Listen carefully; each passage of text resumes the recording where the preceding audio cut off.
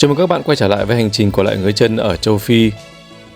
Trong chuyến đi này chúng ta sẽ tới thăm một quốc gia ở vùng Tây Phi, đó là Ghana. Nằm trên bờ Đại Tây Dương, Ghana là một quốc gia rất đa dạng về văn hóa và chủng tộc. Thủ đô Accra của Ghana là một trong những đô thị lớn nhất ở châu Phi. Tiếng Ghana theo tiếng bản địa có nghĩa là vua chiến binh, và người dân ở đây có một lòng tự hào dân tộc rất là cao. Thủ đô Accra của Ghana cũng có một ý nghĩa khá là thú vị. Theo tiếng bản địa thì Accra có nghĩa là kiến, bởi trước đây xung quanh thành phố này có rất nhiều tổ kiến. Với hơn 500 km bờ biển, Ghana chắc chắn là có rất nhiều tiềm năng về du lịch biển. Song có một điều đáng tiếc là cũng giống như nhiều quốc gia khác ở vùng Tây Phi, du lịch biển ở đây không được chú trọng và đầu tư. Ví dụ ở thủ đô Accra có những bãi biển rất là đẹp, hầu như được sử dụng vào các mục đích khác, ví dụ như làm cảng để đánh bắt cá cho những ngư dân hoặc là bỏ hoang. Ở những thế kỷ trước, cảng biển ở Ghana cũng đóng một vai trò quan trọng trong nạn buôn bán nô lệ.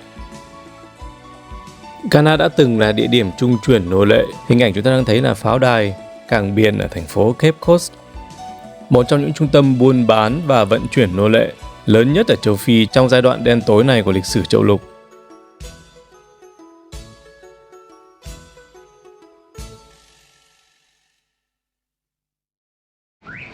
Thủ đô Accra của Ghana là một thành phố năng động và đang được xây dựng và phát triển một cách rất hiện đại. Trung tâm của thủ đô Accra khá là sầm uất và có vẻ như là đang được thay da đổi thịt theo từng ngày.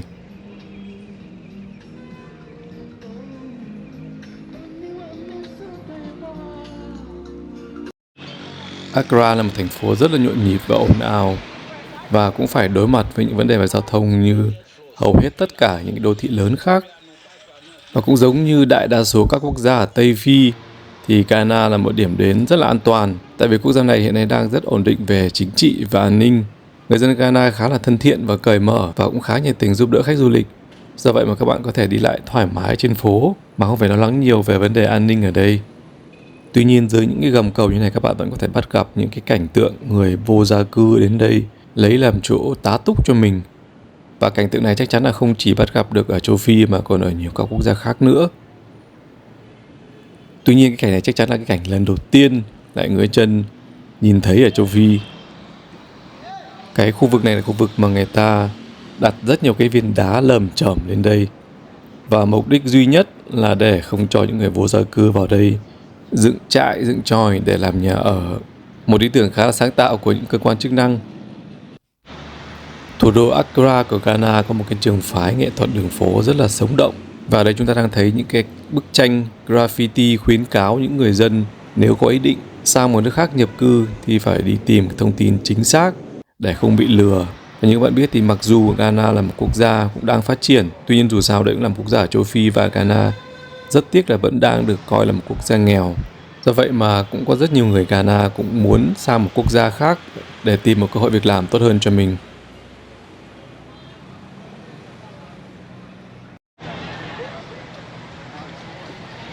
Cũng có thể nói là hiếm một quốc gia nào ở châu Phi mà có một cái nghệ thuật đường phố đa dạng và sinh động như ở thủ đô Accra của Ghana.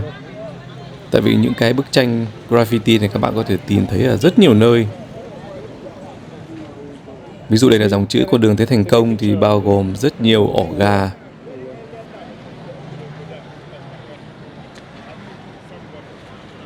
Các nghệ sĩ đường phố thỏa sức thể hiện cái trí tưởng tượng của mình trên những bức tường ở thủ đô Accra. Và đây chúng ta đang thấy là những cái bức tranh thể hiện những cái đời sống hàng ngày của người dân ở Ghana. Có một cái gì đó rất là bình dị và thường nhật.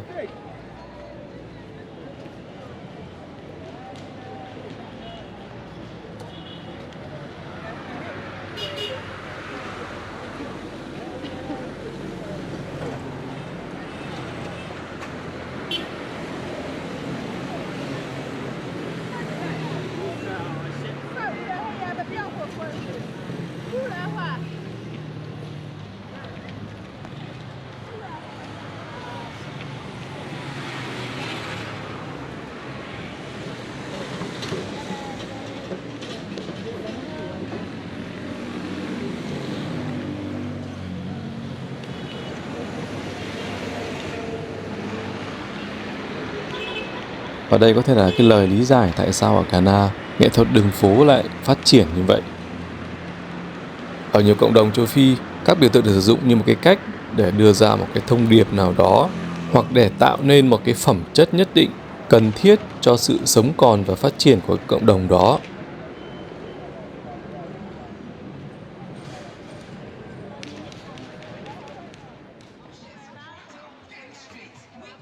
Tuy nhiên, không ở đâu mà chúng ta có thể cảm nhận được một cách thực chất nhất cuộc sống thực tại của người dân Ghana là khu chợ trung tâm này.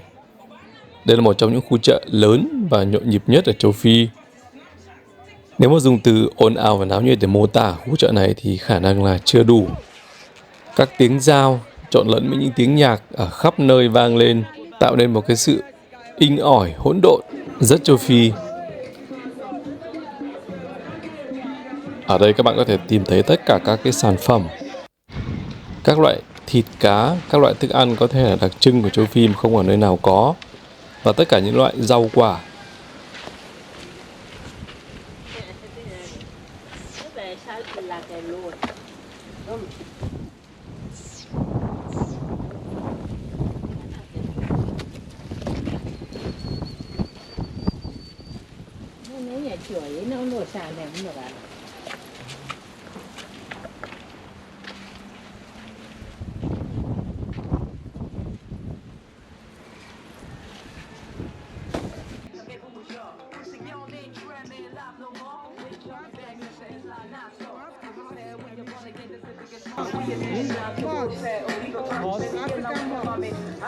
African mall.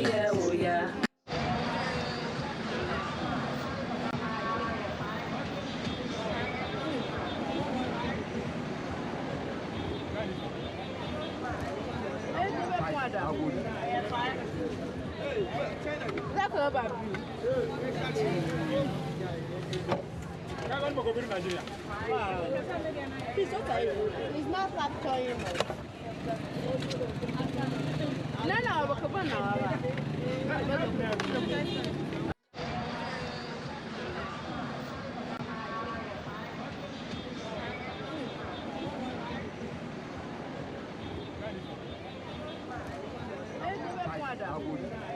Thịt nướng là một món ăn đường phố rất là phổ biến ở các nước châu Phi. Các bạn có thể thấy là khách ở đây đến mua rất là đông, người dân rất thích cái món này. Và ở đây họ bán các xiên thịt nướng, chủ yếu là thịt dê và thịt cừu, và trong đó có cả các cái nội tạng nướng nữa.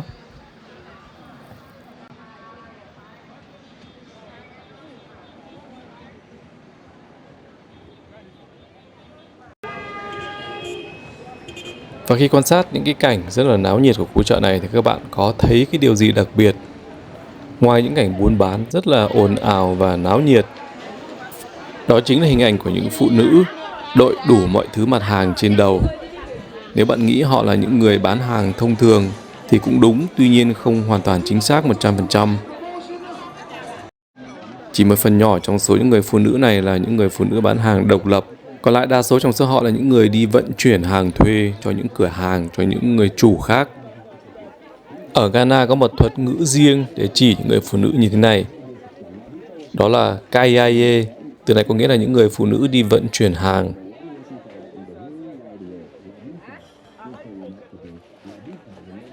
Những người làm việc này là những cô gái còn rất là trẻ, tới những người phụ nữ đã có tuổi. Họ tới từ tất cả các vùng miền khác nhau của Ghana tới thủ đô Accra để kiếm việc. Có rất nhiều cửa hàng cần những nhân lực như thế này để làm việc cho họ. Do vậy, đây là công việc khá là dễ kiếm đối với những người phụ nữ.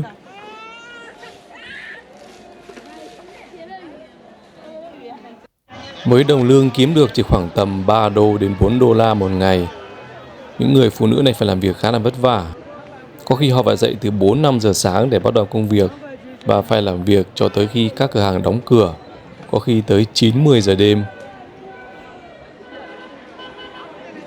Không chỉ phải làm một công việc khá là vất vả mà thông thường chỉ có đàn ông làm. Và các bạn thấy là những người phụ nữ này họ đội hầu như tất cả mọi thứ trên đầu, từ những cái thứ rất là nhẹ cho tới những cái thùng hàng rất là nặng. Nhiều khi những người phụ nữ này còn trở thành nạn nhân của nạn bóc lột lao động. Và thậm chí nhiều khi họ còn bị xâm hại về tình dục bởi những ông chủ của mình. Những cảnh tượng phụ nữ đội hàng trên đầu để đi bán không phải là một cảnh tượng quá hiếm hoi mà các bạn có thể bắt gặp ở bất kỳ quốc gia nào ở châu Phi, thậm chí ở nhiều quốc gia khác nữa. Tuy nhiên những người phụ nữ bốc vác ở các khu chợ ở Ghana thực sự là những nhân vật chính, đem lại một cái gì đó nổi bật cho các khu chợ ở đây. Trong cái sự nhộn nhạo của các khu chợ rất là náo nhiệt như thế này, họ nổi bật lên không chỉ bằng cái kỹ năng cân bằng tất cả mọi vật trên đầu mình, mà những người phụ nữ này còn cho thấy là họ có thể làm được tất cả những công việc mà đàn ông cũng có thể làm, thậm chí cả việc bốc vác.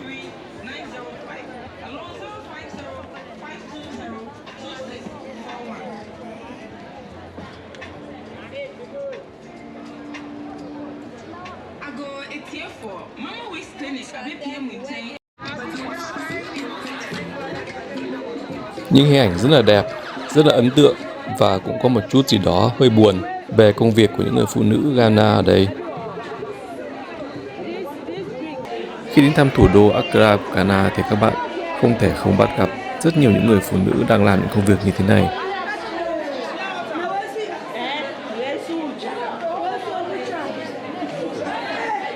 Họ làm các động tác thăng bằng tất cả các mặt hàng trên đầu, dù mặt hàng đó là nặng hay là nhẹ. Trong cái nhiệt độ nóng nực và rất oi bức ở thủ đô Accra. Và họ làm việc không chỉ ở những khu chợ này mà ở tất cả mọi ngõ ngách ở thủ đô Accra. Và sự có mặt của những người phụ nữ này ở gần như tất cả mọi nơi trong thành phố đã dần trở thành một biểu tượng của thành phố Accra nói riêng và của Ghana nói chung.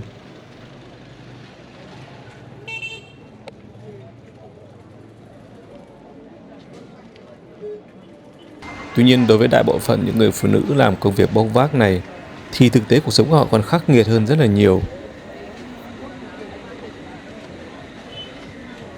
Nhiều người trong số họ từ các tỉnh xa về thủ đô Accra để kiếm sống, trong khi họ không có người thân thiết, không có gia đình và cũng không có một nơi trú ẩn nào cả.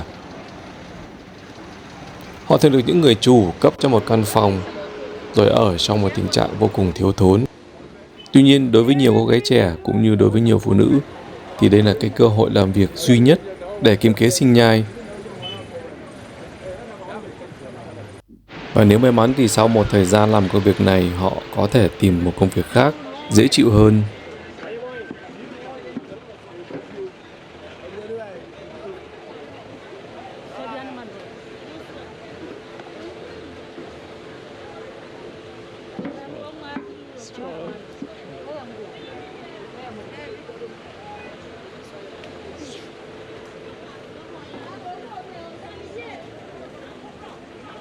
Và hiện nay ngày càng có nhiều tổ chức phụ nữ ở Ghana tích cực tham gia vào các phong trào tìm kiếm công việc cho những người phụ nữ đang phải lao động rất là cực nhọc với công việc là bốc vác như thế này, với mục tiêu chính là giúp những người phụ nữ này thoát khỏi những cái cảnh bị bóc lột lao động.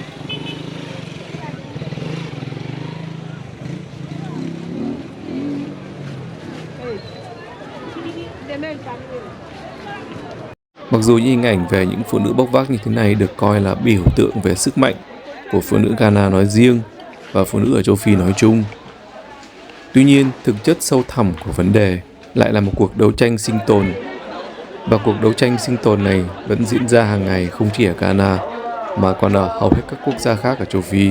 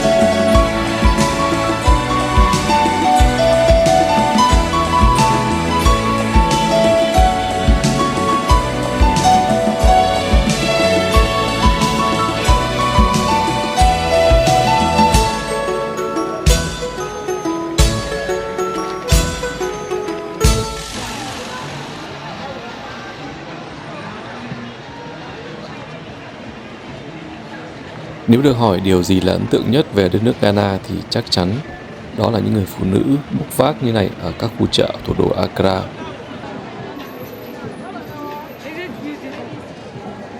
Những người phụ nữ này không chỉ đáng khâm phục về công việc mà họ vẫn phải làm thường nhật, mà họ còn là những người phụ nữ rất đặc biệt.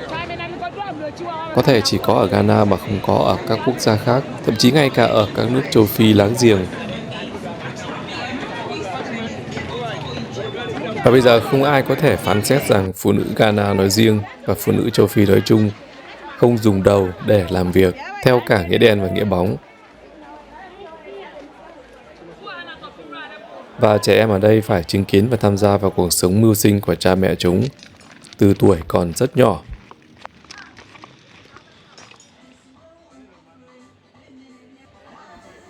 Thủ đô Accra là một thành phố hiện đại và đang phát triển, do vậy mà có rất nhiều người nước ngoài sống và làm việc ở đây. Do vậy, việc tìm một quán ăn hợp lý ở đây cũng không phải là một điều quá khó. Các bạn có thể chọn quán bán các đồ ăn địa phương.